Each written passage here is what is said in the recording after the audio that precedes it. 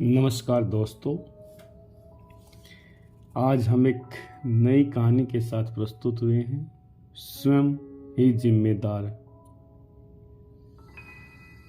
दोस्तों, एक सज्जन अपने एक मित्र के घर पहुंचे और वहां उनसे पूछा गया, आप क्या पीना पसंद करेंगे? उन्होंने कहा, चाय। जब उन्होंने चाय दी तो उन्होंने कप को बड़े ध्यान से देखा और सारी चाय खिड़की से बाहर फेंक दी। यह देखकर उसके मित्र ने इसका कारण पूछा तो उन्होंने कहा, चाय में मक्खी पड़ी थी। मित्र ने शर्मिंदगी भरे लहजे में कहा, माफ करें, मैं दूसरा कप मंगवाता हूँ। दूसरा कप आने पर उन्होंने चाय को फिर ध्यान से देखा और उसे भी खिड़की से बाहर फेंक दिया। पूछे जाने पर उनका फिर वही जवाब था कि चाय में मक्खी पड़ी थी। उसके मित्र ने फिर से तीसरी चाय मंगवाई और उसे देखकर भी जब वह खिड़की की ओर जाने लगे तो उसके मित्र ने उसे रोककर कहा, अब क्या हुआ? तो उस सज्जन ने वही जवाब दिया, चाय में मक्खी पड़ी है।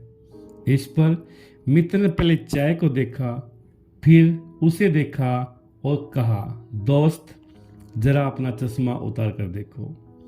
मक्खी चाय में नहीं, आपके चश्मे पर चिपकी हुई है। आप हमारी 2 कप चाय फेंक चुके हैं। दोस्तों,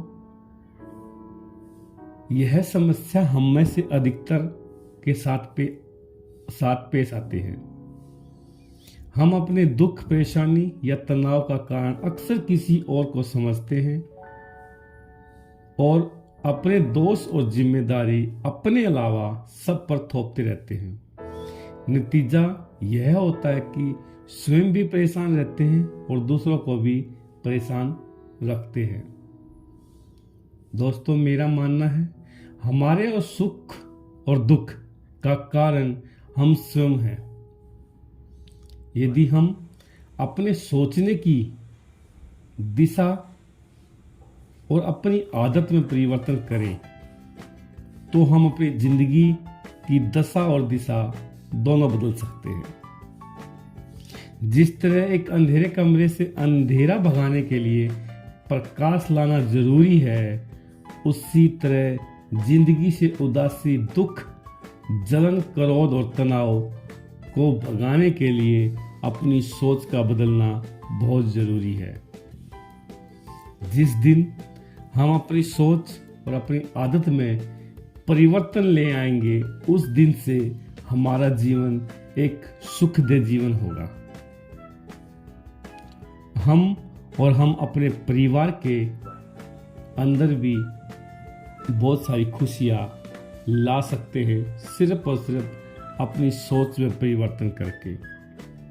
दोस्तों, ईश्वर की बनाई हुई सृष्टि का अगर हमें आनंद लेना है तो हमें अपनी सोच के अंदर परिवर्तन करना होगा। किसी ने सच ही कहा है, ईश्वर चुनता है कि हम किन परिस्थितियों से गुजरेंगे। ईश्वर चुनता है कि हम किन परिस्थितियों से गुजरेंगे, परंतु हम चुनते हैं कि हम इन परिस्थितियों से कैसे गुजरेंगे। धन्यवाद। Thank you. Like, share and subscribe.